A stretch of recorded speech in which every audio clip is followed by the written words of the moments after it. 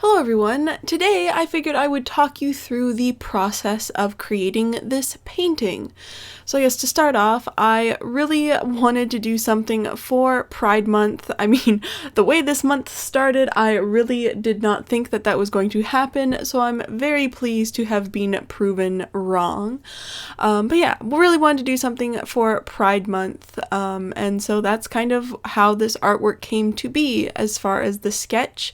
I knew I wanted the painting to be pretty loose, so I kept the sketch pretty minimal and loose. I didn't refine too much, just to have just enough detail to make me feel comfortable with where I wanted the paint to go, but as far as the hair and everything else, I did want to keep it really loose. And the other first off thing that I wanted to do with this painting is I wanted to try using primarily a flat brush.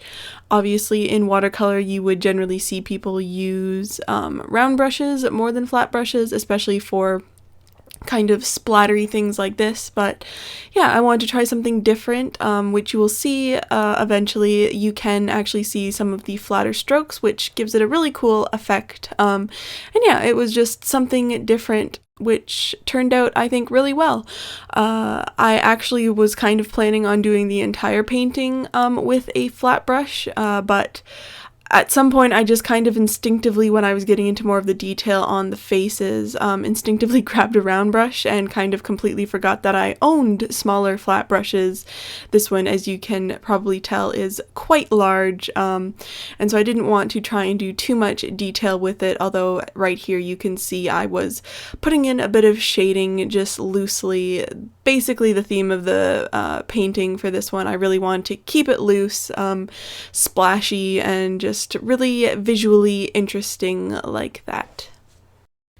Unintentionally, this painting kind of ended up looking quite similar to last year's Pride piece, as well as a really old painting from I'm not even sure how long ago, definitely a few years now, just for the splashy effect and the color palette. It's just a color palette I really like using. It's actually, for this particular painting, it was only 4 colors, which was... they're all Daniel Smith colors. If you're interested, it was Hansa Yellow Deep, Quinacridone Coral, Indanthrone Blue, and Rose of Ultramarine.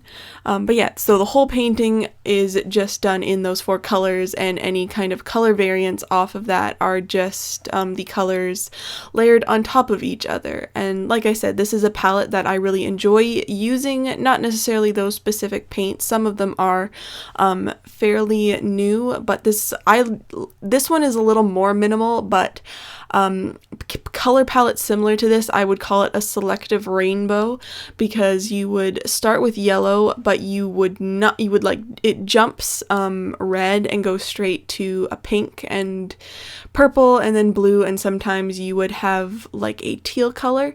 Like I said, just a color palette I really enjoy using. I call it selective rainbow just because it is definitely very colorful, but you are jumping and using more secondary colors as opposed to primary colors.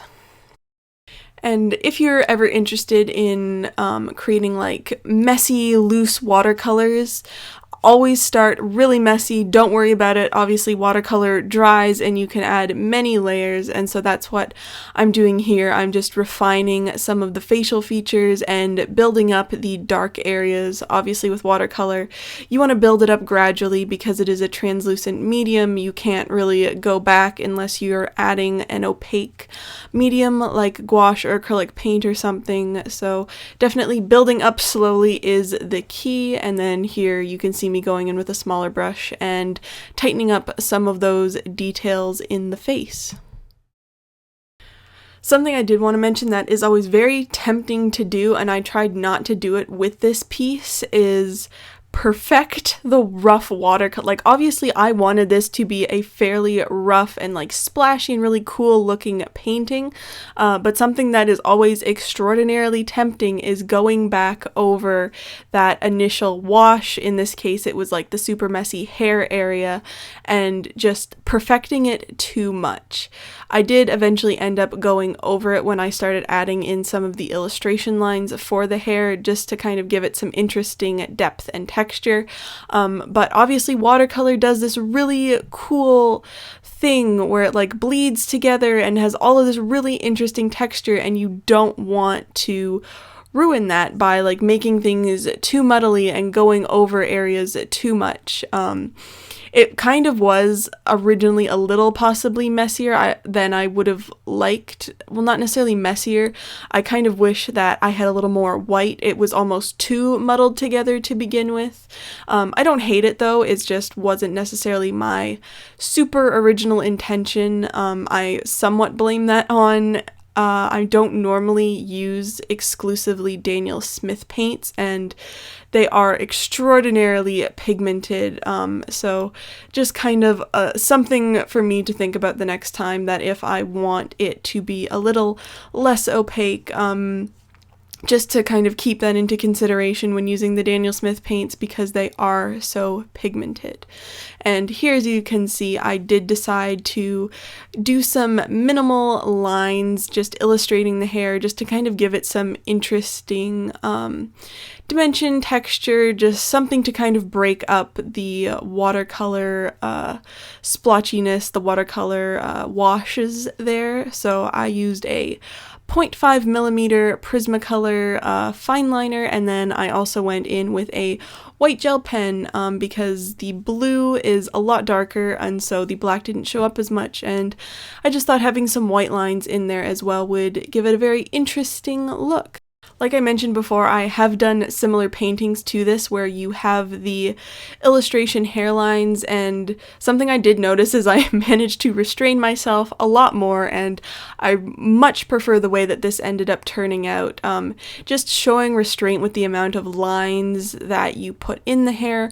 Obviously, without the lines you knew that it was hair. The lines are just kind of a stylistic choice, and not overdoing those definitely gives it a more visually appealing look, in my opinion. You might think it's kind of weird that there aren't more lines different places, but I'm happy overall with how this turned out, with the more minimal lines, just kind of giving you enough information of kind of where hair strands might be without overdoing it, and just, yeah, keeping that messy look still.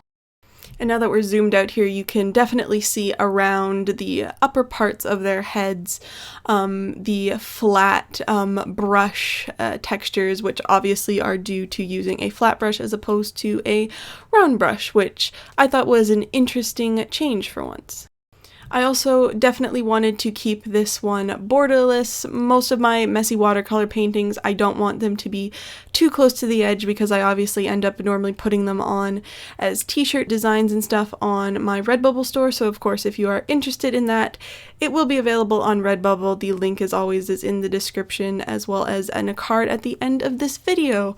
But that is everything. Thank you so much for watching, and I'll see you in my next video.